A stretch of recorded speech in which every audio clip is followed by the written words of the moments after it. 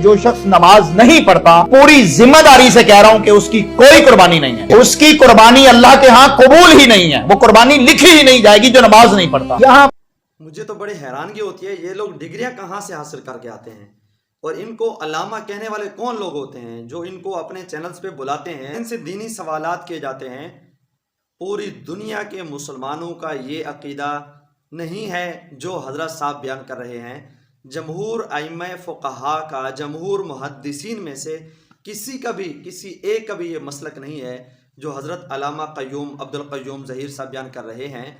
तो इतनी बड़ी जहालत और इतनी बड़ी उस पर ढठाई कि मैं पूरी ज़िम्मेदारी से ये कह रहा हूँ, जिसकी नमाज नहीं है उसकी कुर्बानी नहीं है, जो नमाज नहीं पढ़ता उसकी कुर्बानी नहीं होती। दावा है आपका कुरान और हदीस का, आप कहीं से पूरे कुरान मजीद में से, पूरी अहादीस मुबारका में से कहीं से भी कोई आयत या हदीस पढ़ें जिसमें ये हो कि अल्लाह के नबी अलैहिस्सलाम ने फरमाया हो या अल्लाह ने फरमाया हो कि जिसने नमाज नहीं पढ़ी उसकी कुर्बानी नहीं होती।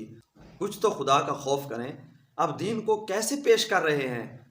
एक तरफ तो मौसूफ का कहना यह है कि ज़िंदगी भर एक बंदे ने नमाजें नहीं पढ़ी, तौबा कर ली तो उसकी सारी नमाजें माफ़ हो गई हैं। अब दोबारा उसको जो पीछे नमाजें उसने बुलूगत के बाद नहीं पढ़ी, जिसको हम क़ज़ाए उम्री कहते हैं, वो ज़रूरी नहीं है। वो एक ज़ैद मुशक्क़त है जो फ़ुक़हा ने इन पर डाली है, वो कुरान और हदीस में नहीं है।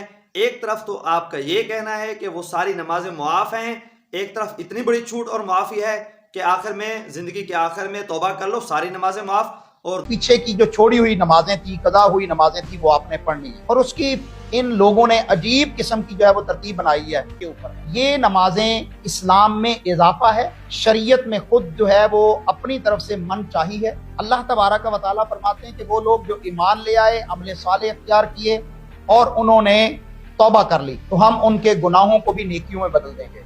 ऐसा बंदा कि जो 20 साल 30 साल 40 साल 50 साल उसने नमाज नहीं पढ़ी, मुसलमान होने के बावजूद भी, हालांकि उसके ऊपर नमाज 10 साल की उम्र में फर्ज हो जाती है, तो अब वो क्या करे? उसकी तौबा ही काफी है। उसे बाकिया नमाजें हर नमाज के साथ पढ़ने की जो इजाफी मुशक्कत इन नाम नेहाद फुक़हा ने डाली है, उसकी कोई किताब व सुन्नत से नज़ीर नहीं मिलती। सलफ सालिहीन से, खुद नबी करीम सल्लल्लाहु अलैहि वसल्लम से, असहाबे पैगंबर रिज़वानुल्लाहि अलैहिम अजमईन से, ताबेईन, तबा ताबेईन और आइम्मा दीन से इसका कोई सबूत नहीं है। ये दीन में इजाफा है। दूसरी तरफ हजरत का कहना यह है कि जो नमाज नहीं पढ़ता उसकी कुर्बानी ही नहीं होती। मैं पूरी जिम्मेदारी से यह बात कर रहा हूं। मेरा गला थोड़ा खराब है, ज्यादा वजाहत का मौका नहीं है, मेरा गला जरा खराब है, मैं ज्यादा इस पर वजाहत नहीं कर सकता।